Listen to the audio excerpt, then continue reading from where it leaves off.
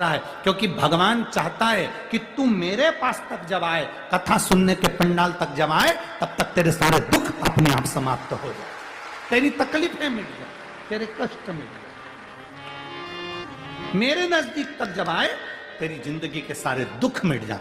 थोड़ा भीड़ में से निकल कर तू मेरे पास में आएगा तो दुनिया के सारे जंजाल से निकल, एक पत्र है, जंजाल से निकलता निकलता जाएगा। पत्र देखिए,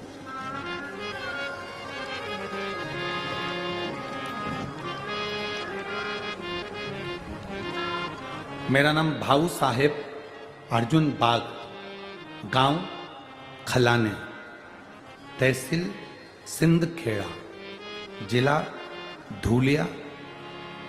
कहीं बैठे हैं? कहीं बैठे हो तो हाथ हिला सकते हैं। मेरा नाम भाऊ साहेब अर्जुन बाग, गांव खलाने, तहसील सिंध खेड़ा, जिला धूलिया। कहीं बैठे हो तो हाथ हिला सकते हैं। हाथ हिलाओ एक बार ऐसा। हाँ ठीक है, दिख गए, ऐसा हाथ हिलाओ जी, दिख गए। गुरुजी, मैं 10 साल से ड्राइवर का जॉब करता था, लेकिन जॉब छोड़ के मैंने 2020 में पानी पूरी का व्यवसाय करना प्रारंभ करा। मैं पानी पूरी का व्यापार करना चालू करा। 2 लाख का मुझे कर्जा था।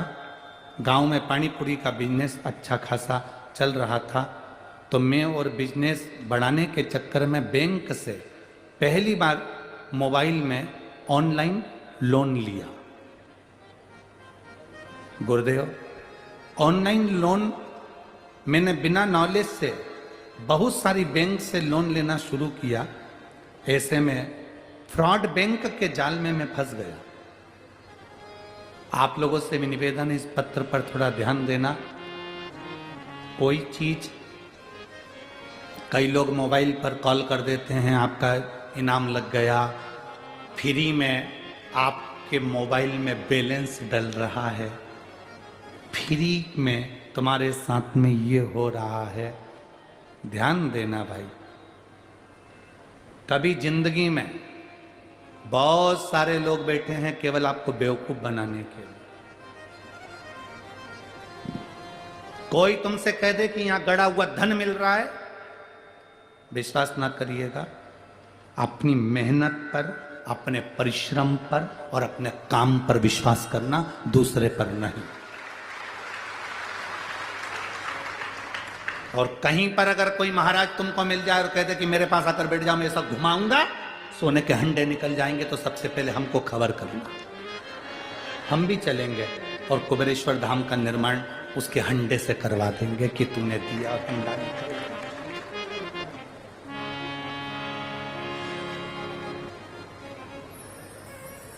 हंडा निकला और कुबेरेश्वर धाम का निर्माण हो जाएगा।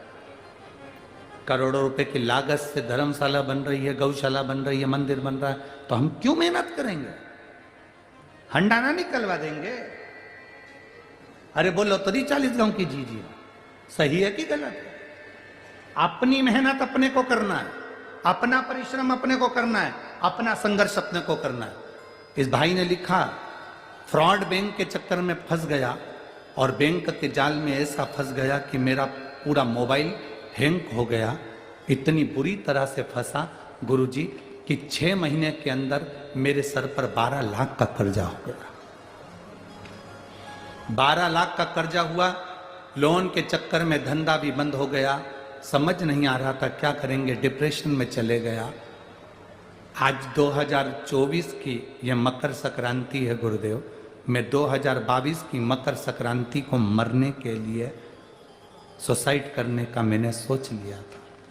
मकर संक्रांति के दिन मैं मरने के लिए जा रहा था, तभी एक महिला को केवल शंकर जी के मंदिर में पानी चढ़ाते हुए जाते हुए देखा और वो आंख से आंसू पोंछते हुए जा रही थी और उसके हाथ में एक लोटा जल भरा था।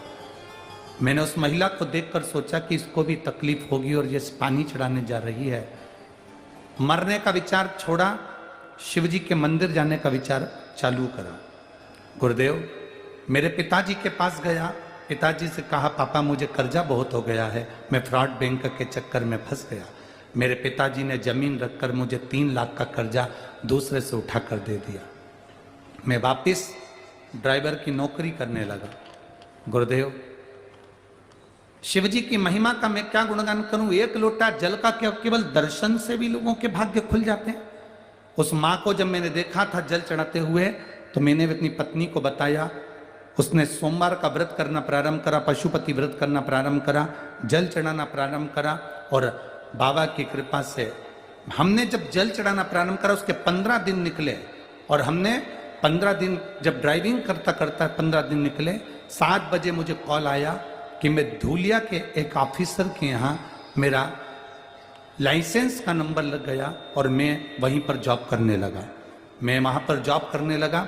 जॉब करते करते करते करते जिस ऑफिसर के यहाँ काम करता था वहीं पर मेस का काम, भोजन खिलाने का काम मुझे मिल गया। मैं शिव जी का क्या गुणगान करूं गुरुदेव। मेरा धीरे धीरे 4 लाख का कर्जा चूक गया। अब मैंने काम को और आगे बढ़ाया और बढ़ाते बढ़ाते कथा सुनता टीवी पर, मोबाइल पर, और कथा सुनते सुनते बाबा से प्रार्थना करता जिस दिन मेरा 12 लाख का कर्जा चूक जाएगा उस दिन पंडाल में बैठकर कथा सुनूंगा।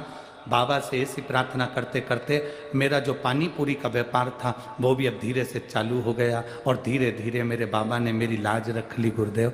बाबा ने ऐसी कृपा करी कि मेरा 12 लाख का भी कर्जा चुका दिया और मुझे इस पंडाल में बिठाकर कथा को श्रवण करवाया।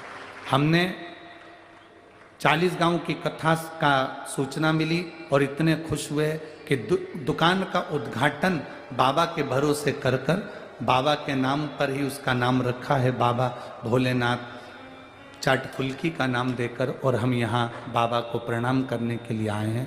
गुरु जी, एक ही निवेदन है, आप चाट खाने कब आओ।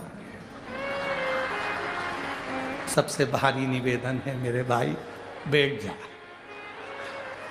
कर्जा चुक गया, हाथ ऊंचा कर दो एक बार, हर हर महादेव। अब मत फंसना ऐसे फ्री वालों के चक्कर में कि अंडा निकल रहा है। बैठ जाओ, शंभो बैठे। शिव तत्व अवघड़ी है। अपनी मेहनत अपने को करना, अपना संघर्ष अपने को करना।